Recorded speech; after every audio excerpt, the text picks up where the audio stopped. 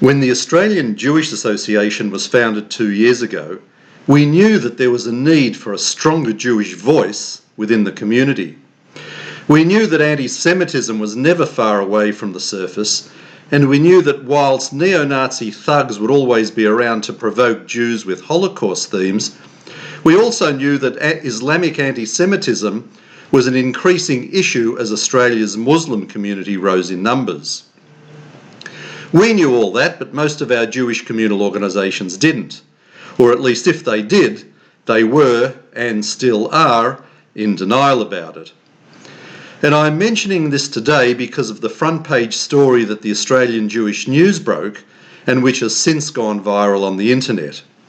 It describes the bullying, harassment and anti-Semitism that some Jewish students have been subjected to within the public school system here in Melbourne. In particular, the story featured a photo of a teenage boy being forced, under threat of personal harm, to bow down and kiss the feet of a Muslim fellow student.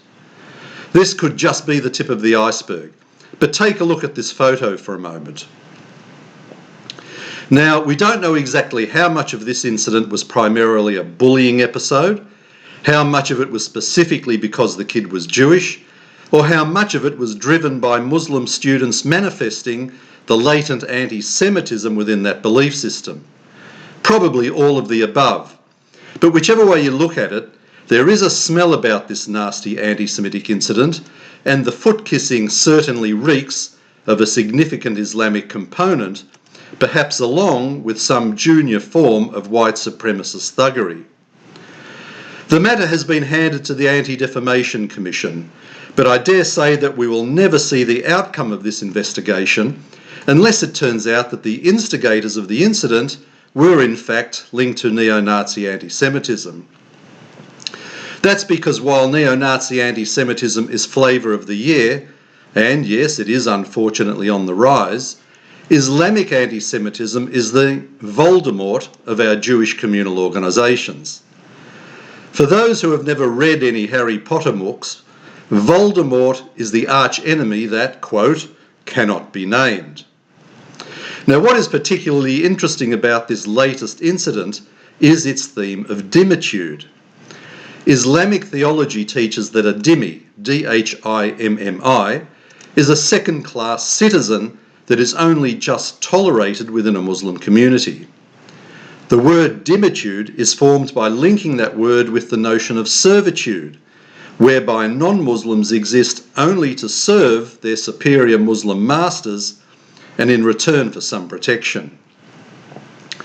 The anti-Semitic bullying here reportedly went on for months and included both physical and specific anti-Semitic verbal abuse, before culminating in the humiliation of the Jewish boy. But if you are wondering what happened since the event occurred, the mother of the boy concerned approached the school only to have the principal whitewash the incident. She is reported as saying that the school wasn't even prepared to label it as a case of anti-Semitism, which now makes this a dreadful case of leadership failure within the state education system. And to make matters worse, the Jewish boy involved has now received additional serious threats from a Year 10 Muslim boy at the same school. The violent language is absolutely vulgar, and the AJA understands that it will now be the subject of a police investigation. Interestingly, the victim's mother also commented that everything these days is regarded as an isolated incident. And here I think she has hit the nail on the head.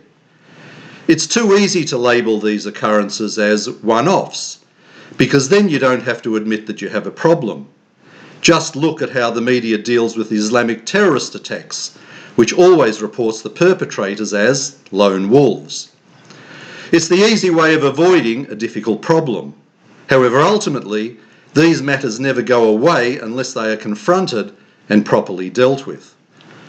And quite honestly, these events don't occur in a vacuum.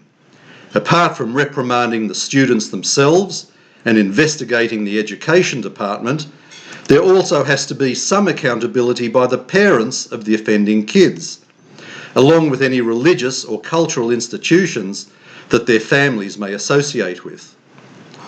The AJA will be watching to see if the facts of this case are released.